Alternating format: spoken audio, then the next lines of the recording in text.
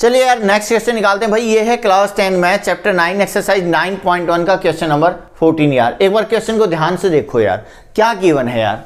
यहाँ पे ये बैलून है, ठीक है, ई पॉइंट पे। यहाँ पे ये लड़की खड़ी है, ठीक है। यहाँ से ये इस बैलून को देख रही है, तो आई से जो एंगल ऑफ एलिवेशन बन रहा है वो है 60 डिग्री। और आपका जो एफ जी एच ये पॉइंट ग्राउंड के ऊपर है।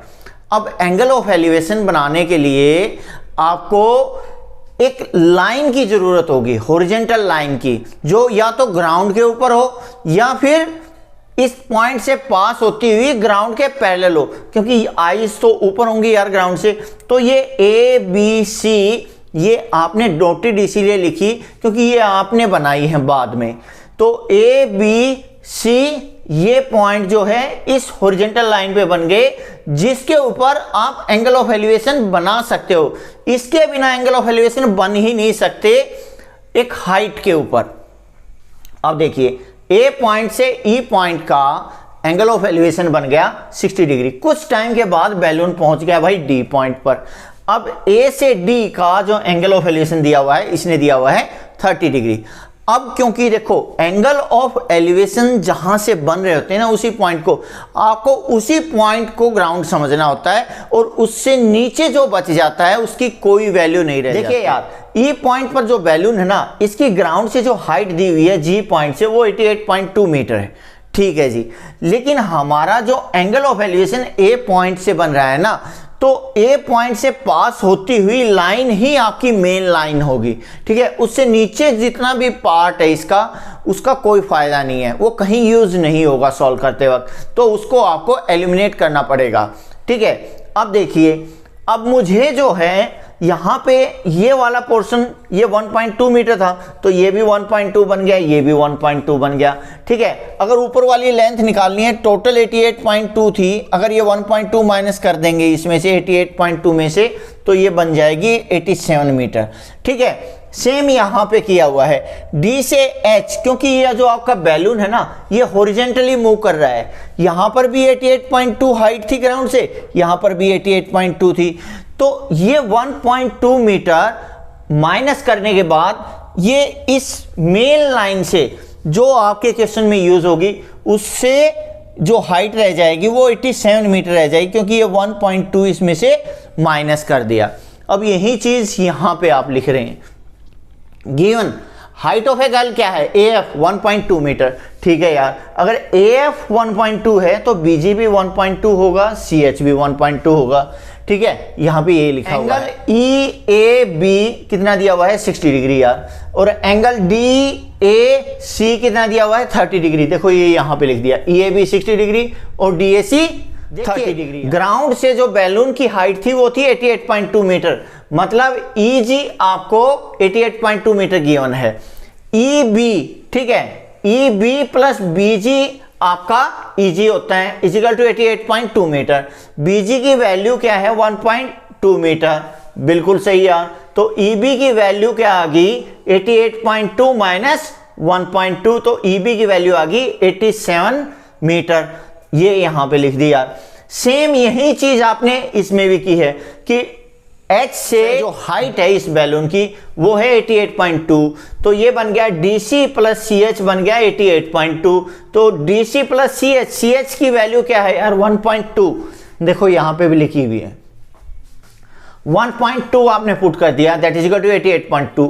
DC की वैल्यू आ गई यार आपकी यहां पे 80। देखिए यार इस फिगर के अंदर से आपको राइट एंगल ट्रायंगल पिक करनी है, जितनी भी राइट एंगल ट्रायंगल है विद एंगल ऑफ एलिवेशन। आप देखेंगे इसके अंदर जो पहली राइट एंगल ट्रायंगल है ई बी ए, देखो यार यहां पे ई बी ए 60 डिग्री एंगल है, और ई से बी जो हाइट है वो है 87 मीटर। भाई देखो यहां पे मेंशन कर दी। जो दूसरी राइट एंगल ट्रायंगल है वो बन रही है यार डी सी ए, देखो डी सी ए 30 डिग्री इसका एंगल ऑफ एलिवेशन है, और डी सी आपने अभी निकाला है 87 मीटर, ठीक है। अब आप कहेंगे कि हमने ये नीचे वाला पार्ट क्यों नहीं लिया? भाई एंगल ऑफ एलिवेशन जहां से बन रहा होता है उससे नीचे वाले पार्ट की कोई वैल्यू नहीं होती क्वेश्चन में सॉल्व करते वक्त, ठीक है? तो आप वो पार्ट आप एक्सक्लूड कर सकते हो। देखिए यार, अब आपके पास दो राइट एंगल ट्राइंगल आ गए, देखो एक ये और एक ये। अब इसके अंदर 3 पॉइंट हैं और इसके अंदर 4 पॉइंट है। ये पॉइंट हमने मेंशन नहीं किया हुआ, लेकिन ये पॉइंट अगर आप यहां पे देखोगे ए और सी के बीच में एक पॉइंट है बी। देखो ये पॉइंट बी है यार, इसमें 4 पॉइंट है और इसमें 3 पॉइंट है। तो सबसे पहले जिस भी राइट एंगल ट्राइंगल में लेस पॉइंट होंगे उसको आप पहले सॉल्व करेंगे, मतलब सबसे पहले इसको सिंप्लीफाई करना है, ठीक है? इसमें हमें ये पता है, ये साइड, अब एंगल पता है, ठीक है? लेकिन बात ये आ गई, अब निकालेंगे क्या? कौन? उसके बिहाफ पे ही हम डिसाइड कर पाएंगे कि हमारी कौन सी ट्रिग्नोमेट्रिक रेशियो यूज होगी। अब सबसे पहले मैंने आपको बताया कि देखो यार, दोनों की दोनों राइट एंगल ट्रायंगल में कोई साइड कॉमन तो नहीं है, या फिर एक साइड दूसरी का पार्ट तो नहीं है, कुछ पार्ट, कुछ पोर्शन। अब आप देखोगे यार, ये तो मेरी ए बी है, इसके अंदर ए से सी के बीच में ये जो पॉइंट है ना, जो हमने मेंशन नहीं किया, ये बी पॉइंट है, मतलब ए बी मेरा यहां भी है और ए बी यहां भी है। तो ये कंफर्म हो गया यार कि मुझे ए बी निकालना है, ठीक है? देखिए इसको और एंगल को ध्यान में रखते हुए जो हमारे दिमाग में रेशियो आती है ट्रिग्नोमेट्रिक, वो है टेंजेंट। यार टेंजेंट 60 डिग्री हो गया परपेंडिकुलर बाई बेस यार, मतलब बी बाई ए बी। भाई टेंजेंट 60 डिग्री होता क्या है? एक बार टेबल में ध्यान से देखो यार, कहां पे है? ये रहा यार, √3 यार पुट कर दिया। बी की वैल्यू 87 है यार, ए बी हमें निकालना है। भाई देखो, अगर ऐसा स्ट्रक्चर आता है तो हम क्या करते हैं? क्रॉस मल्टीप्लीकेशन यार, बिल्कुल सही यार। मतलब इसको सबसे पहले राइट करो √3/1, क्योंकि ये फ्रैक्शन में है तो इसको भी बनाओ।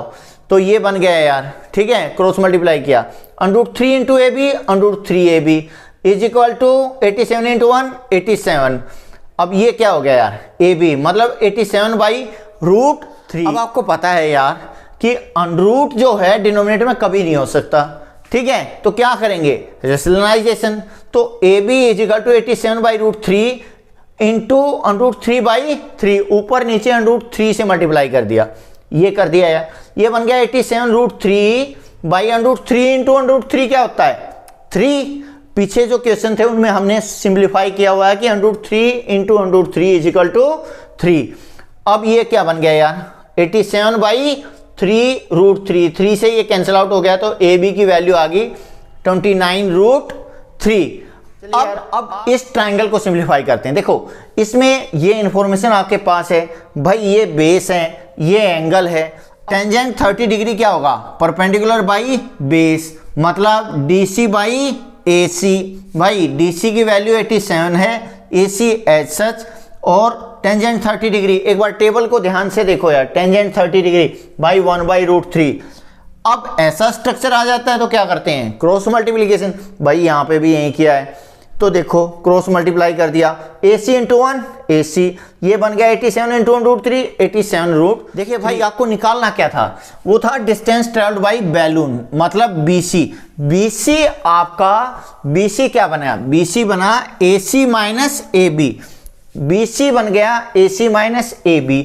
AC की वैल्यू अभी यहां पे निकाल के आए हैं 87√3। AB यार यहां पे निकाला था आपका 29√3, ठीक है यार। अब आपको पता है कि इसमें से आप √3 कॉमन ले लेंगे, तो 87 माइनस 29 क्या बन गया? 58√3। तो ये जो आ गया distance travelled by the balloon, आपका 58√3 मीटर आ गया।